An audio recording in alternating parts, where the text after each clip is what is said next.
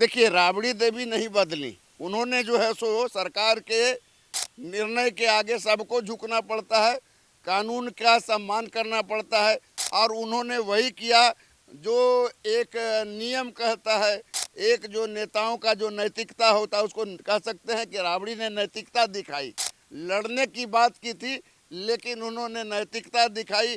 उन्होंने जो है सो अपने आप को उस घर को छोड़कर नए बंगले में जाने के लिए तैयार हो गई। बिहार की पूर्व मुख्यमंत्री राबड़ी देवी ने सीएम सम्राट चौधरी को एक पत्र लिखा है और पत्र में इस बातों को अवगत कराया है कि लालू प्रसाद यादव की तबीयत खराब है, राबड़ी वे आवास में रहने के लिए 1 महीने की मोहलत दी जाए, और जिस 39 हार्डिंग रोड को राबड़ी देवी नहीं लेना चाहती थी, लालू परिवार उस बंगले में नहीं रहना चाहते थे, आखिरकार उस 39 हार्डिंग रोड को लेने को राबड़ी देवी स्वीकार हो गई हैं। लगातार बिहार में कई महीनों से बंगले और सुरक्षा पर सियासत और राजनीति हो रही थी, और 15 दिनों का जो अल्टीमेटम राबड़ी आवास का राज्य सरकार ने दिया था वो समाप्त हो गया। उसके बाद देखिए कि आज राबड़ी देवी ने पत्र लिखी है। हमारे साथ वरिष्ठ पत्रकार हैं, संजय वर्मा जी हैं,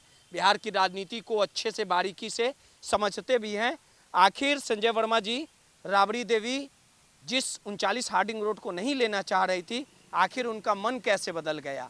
आखिर 39 हार्डिंग रोड को लेने को तैयार कैसे हो गई? और जिस बंगले और सुरक्षा को लेके जंग लड़ी जा रही थी, सब कुछ बदल गया, पूरा माहौल ही बदल गया। देखिए, विवाद का जो विषय था आवास का, ये बिहार में ही नहीं पूरे देश के अंदर आवास का जो आवंटन होता है, उस आवास के आवंटन में सत्ता पक्ष के लोग विपक्ष के लोगों के साथ मनमानी तरीके से पेश आते हैं, और वो बिहार में भी हो रहा है। इसमें कोई नई बात तो है नहीं।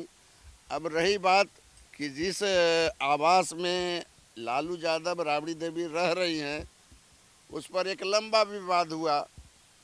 विवाद होना भी स्वाभाविक था कि जब वो आवास कैबिनेट मिनिस्टर रैंक के लिए आवंटित था, तो उसको तो राबड़ी देवी पूरा कर रही थी।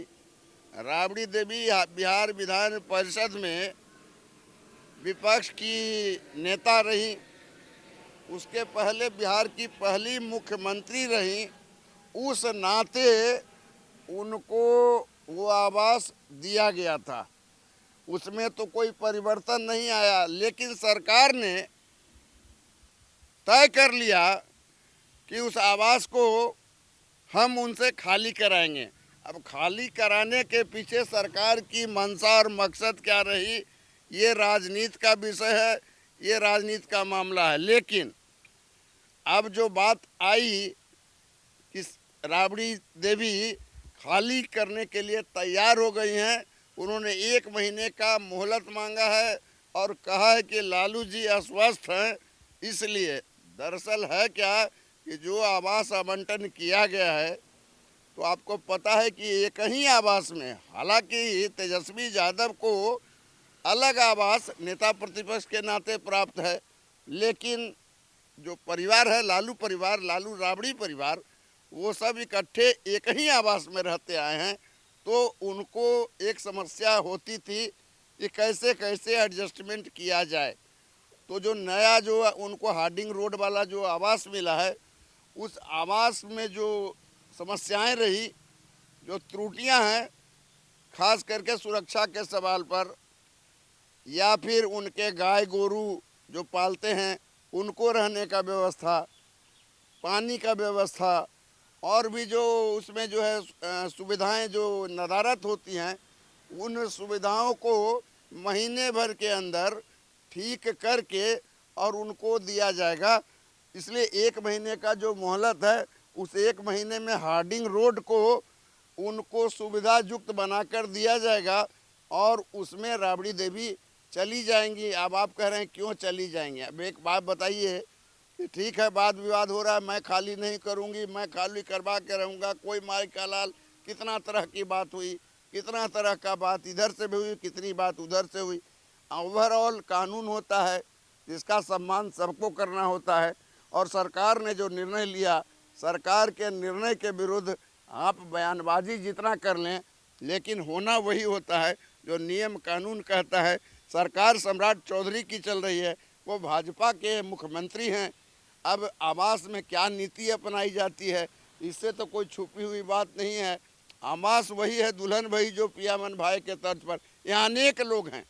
नीतीश कुमार जी को आवास मिला हुआ है, संजय झा को आवास मिला हुआ है, उपेंद्र कुशवाहा को आवास मिला हुआ है, जीतन राम मांझी को आवास मिला हुआ है, और भी लोग हैं, ज्ञानेंद्र सिंह ज्ञानू हैं। कितने लोगों का नाम बताएं। आखिर उन लोगों को जो आवास मिला हुआ है, तो वो बिहार में विधानसभा के न सदस्य हैं, न विधान परिषद के सदस्य हैं, फिर भी उन लोगों को आलीशान कोठी मिला हुआ है, आलीशान बंगला मिला हुआ है। और फिर भी जिस सर्कुलर आवास में लालू राबड़ी परिवार 20 वर्षों से रह रहा था, उस आवास को जो खाली कराने की बात आई, तो आप जानते हैं कि जो अब व्यक्ति 20 साल मतलब 2 दशक तक एक ही आवास में रहा हो, उसका उससे भावनात्मक लगाव हो जाता है। और कुछ लगता है ऐसा, जब कहीं जाने लगते हैं तो ऐसा लगता है जैसे उनका कुछ छूट रहा है। इसी तरह का जो है भावना राबड़ी देवी जी के मन में रहा होगा, और इसी वजह से वो जो आवास है, उस आवास को वो छोड़ना नहीं चाहती थी। खाली करना पड़ेगा। 1 महीने का अल्टीमेटम भले ही सरकार ने दे दिया है, और 39 हार्डिंग रोड में जो कमी है उसे पूरा कर दिया जाएगा, काम पूरा होगा, फिर निकलना पड़ेगा। हाँ, तो उन्होंने जब 1 महीने का मोहलत का मतलब ही हुआ कि आप 1 महीने का समय दीजिए, और उस 1 महीने में लालू जी जो अस्वस्थ हैं वो ठीक हो जाएंगे। हार्डिंग रोड में जो आपने बंगला आवंटित किया है, उस बंगले को दुरुस्त कर दिया जाएगा। चुस्त किया। हार्डिंग रोड नहीं लेना चाह रही थी, आवास नहीं लेना चाह रही थी, सिरे से नकार रही थी राबड़ी देवी, अब क्यों बदल गई?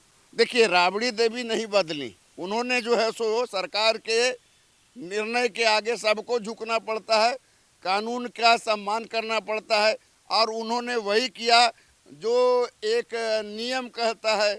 एक जो नेताओं का जो नैतिकता होता है, उसको कह सकते हैं कि राबड़ी ने नैतिकता दिखाई।